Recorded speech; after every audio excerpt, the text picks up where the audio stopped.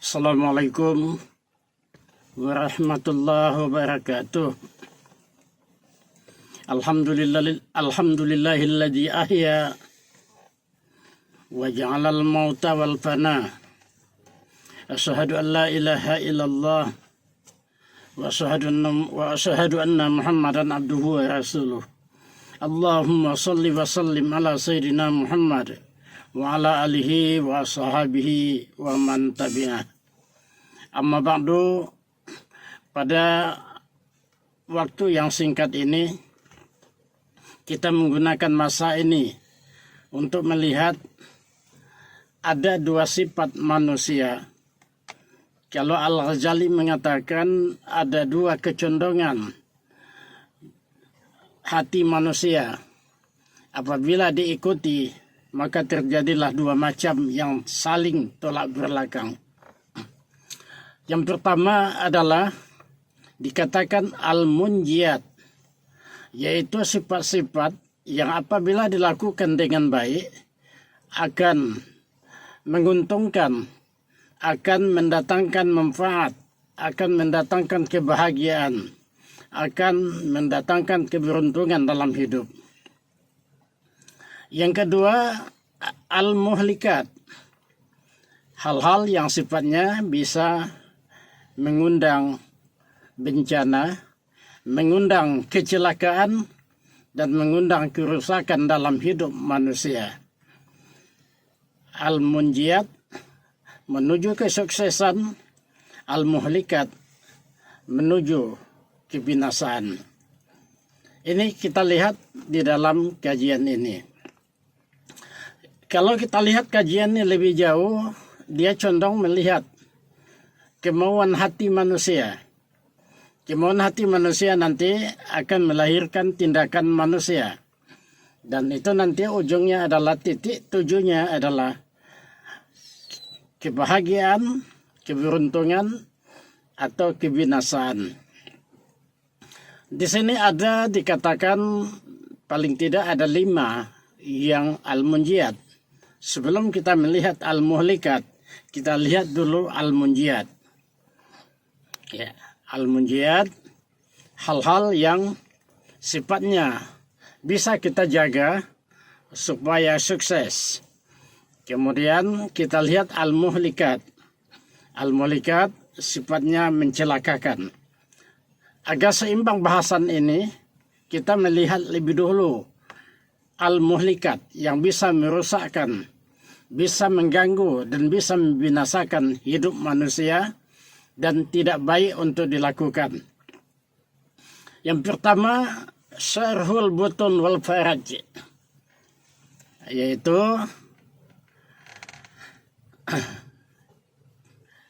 rakus perutnya dan kemaluannya. Saya ulangi, rakus perutnya dan kemaluannya. Dan inilah yang dikatakan nanti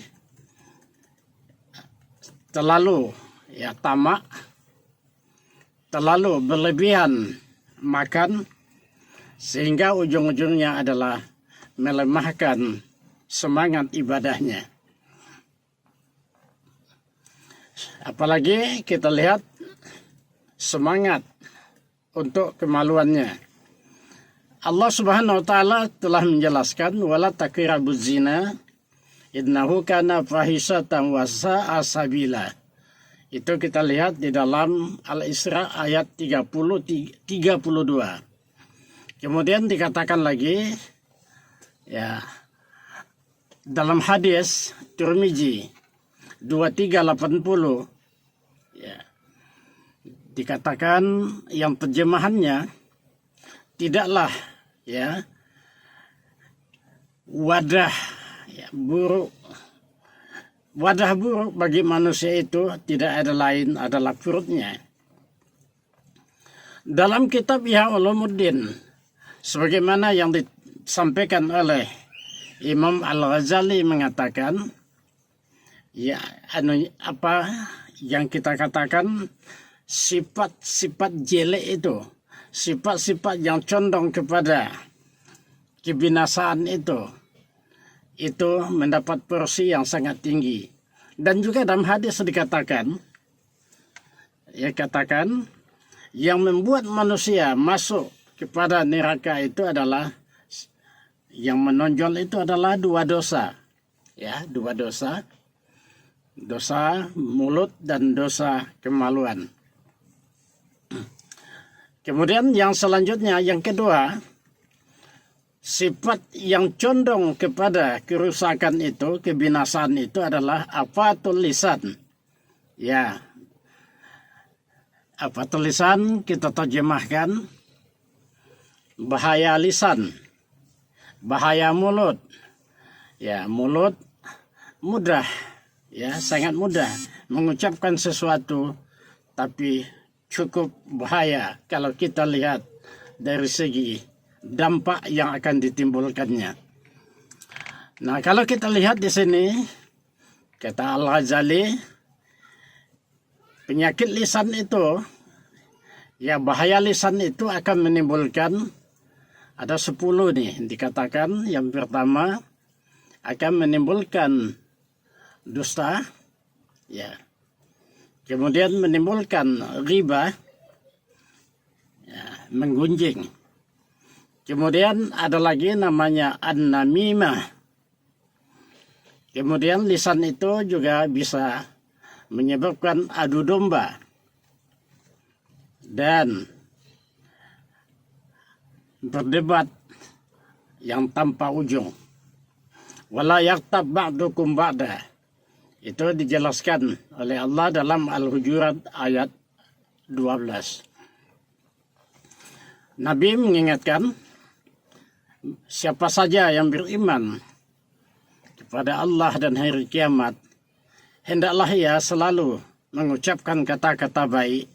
Kalau memang tidak sanggup menahan itu, lebih baik diam saja. Nah, ini kita lihat di dalam Sahih Bukhari hadis nomor 6018. Dan kita lihat dalam Sahih Muslim nomor 47. Kita lihat lebih jauh, ya penyakit bahaya yang disebut tadi al-muhlikat. Sifat-sifat al-muhlikat itu adalah al-ghadab, al-haqad, dan al-hasad. Kita terjemahkan emosi yang tidak tertahan, marah yang berlebihan. Yang kedua, penyakit dendam tak sudah namanya. Yang kedua, dengki yang tidak berkesudahan. Ini penyakit yang condong kepada al-muhlikat. Merusak diri, merusak keluarga, merusak tatanan satu kampung, malah merusak di mana ada manusia, di mana ada jamaah manusia. Allah Subhanahu wa taala berfirman, wal kadhimin al-ghaidha wal 'afina 'anil nas. Sifat yang baik dalam Ali Imran ayat 134. Ya. Salah satu kebaikan adalah menjaga ini, menjaga yang 3 tadi. Kemudian yang selanjutnya, ya, dalam An-Nisa, ya, An-Nisa,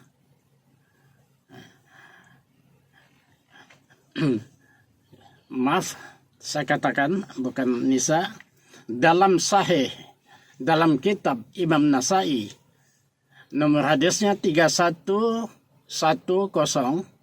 dikatakan tidak akan berkumpul iman dengan penyakit dengki dan penyakit hati lainnya. Dalam makna, kalau kita sudah kena penyakit batin, penyakit hati yang membahayakan itu, iman akan jauh. Bagaimana di dalam hati itu kita mempertahankan iman, jangan sampai masuk penyakit lainnya. Yang keempat, Sifat al-muhlikat itu adalah hubbud dunia. Ada sebuah catatan, ya, hubbud dunia ini terlalu mencintai dunia. Kalau kita perbaiki beberapa macam pandangan, dunia itu tidak perlu disayangi. Dunia itu mesti dibenci dan sebagainya. Itu kita perbaiki. Imam Al-Ghazali tidak pernah menyalahkan dunia. Dunia itu tidak pernah dikatakan salah dan sebagainya. Tetapi ia mengatakan jangan mencintai dunia. Dunia sudah diciptakan Allah demikian. Kekayaan yang ada di dalamnya boleh kita nikmati, bisa kita kumpul, tetapi jangan sampai hati kita terlena dengan dunia itu. Memang Allah Subhanahu wa taala mengatakan, ya, dalam firman-Nya Ali Imran ayat 14, Zuina lin-nasi hubbus syahwati minan nisa'i wal banin, dan seterusnya. Manusia diciptakan oleh Allah dihiasi dengan cinta, berbagai macam keinginan, cinta kepada wanita, cinta kepada kebun, cinta kepada berbagai macam, ya, berbagai macam fasilitas kehidupan. Itu memang sudah ciptaan Allah demikian. Kecintaan itu yang dijaga, kecintaan itu yang dikendali, rasa cinta berlebihan itulah yang dibatasi, kalau mungkin dikendali. Jangan sampai cinta itu mengalahkan semuanya. Ya. Kita lanjut. Nah, apa yang dikatakan oleh Al-Ghazali tadi adalah itu sifatnya al-muhlikat.